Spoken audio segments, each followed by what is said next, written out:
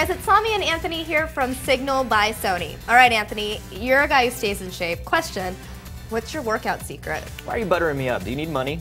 No. No? I just wanted to be nice. Well, I do a lot of controller curls when I'm playing PlayStation. That's probably the biggest thing I do, but I also do a lot of running. Got it. Do you listen to music when you work out? Absolutely. If I am not listening to music while I'm jogging, I get so bored. Totally. I mean, you can only do the elliptical for so long without it. Trust me, I usually quit after a couple minutes. Anyway, music or not, I'm no marathon runner. However, this next guy is. I recently had the pleasure of chatting with Olympic silver medalist Meb Keflezighi, and it turns out music plays a huge part in his training routine. Meb actually gave me some training tips and shared how music can keep runners motivated.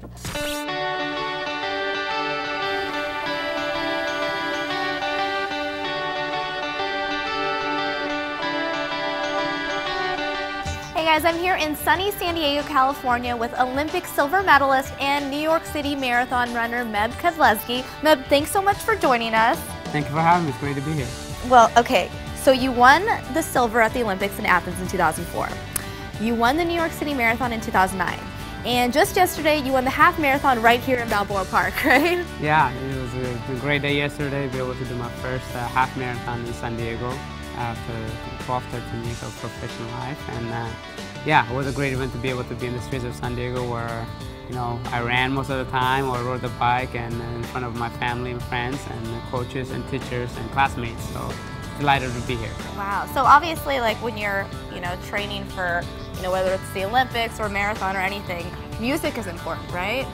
Music is huge. New Sony Walkman, which I have it on right now. It's so much smaller than the ones from the 90s, right? It's so nice. It's wireless, waterproof, and iTunes compatible. You just slip it on. You're handily free. Your core workout, or you can do planks, whatever it is, without the wires around you. You can do anything with it. I hear my favorite music sometimes, and then it's like just by another touch. Rewind, rewind, rewind. Who are you listening to on there? I listen to Beyonce and I listen to Alicia Keys. Music is powerful, and to be outdoor training, whether you're on the treadmill or on the trails or just doing any kind of activities, having music uplifts you. It's just amazing what kind of energy you get from music. And for me, I started when I was in 8th grade and I still love having it. Okay, so aside from music and recommending the Sony Walkman, what other tips do you have for people training for a marathon? For training for a marathon is definitely demanding. You want to be able to do the keys to prepare. If you do anything in life, preparation is the key. If you study for an exam, you will pass it. If you do your preparation for a marathon, you will be successful. My question is there an ideal playlist? Like, do you kind of start off with slow music and then kind of build? For a marathon, you want to be patient. You don't want to go you don't want to have your fast motivational going on to begin first mile, because you're going to go, adrenaline already is going to kick in and go out fast. But you want to save the fast speed or your favorite for the second half. Because that's when the tough is going to get going, and you want to be able to have those motivational or fast speed to be able to get you to the finish line. Do you feel like, in terms of running, is there a correlation between music and how fast you go? The faster beat that you have, the more workout you're going to get in, because you kind of like sometimes you get the rhythm of a beat. Do you have any suggestions in terms of like form and function when it comes to running?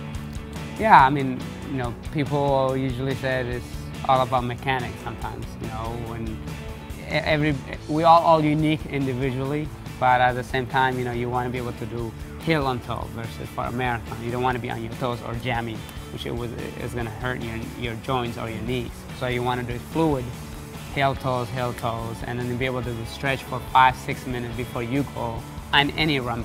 For somebody who never done it before, just doing the small things, whether it's stretching afterward, because your run, it's not about just running and then turning the car and go. You want to be able to stretch the calves, the quads, and the hamstring at the very minimum.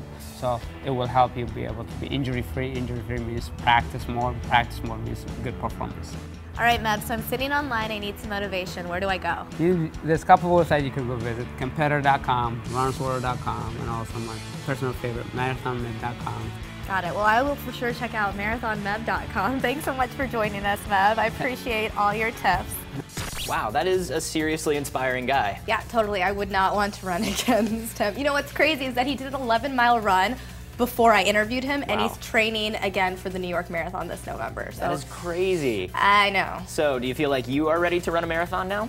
I'm ready to listen to music while potentially running a half mile.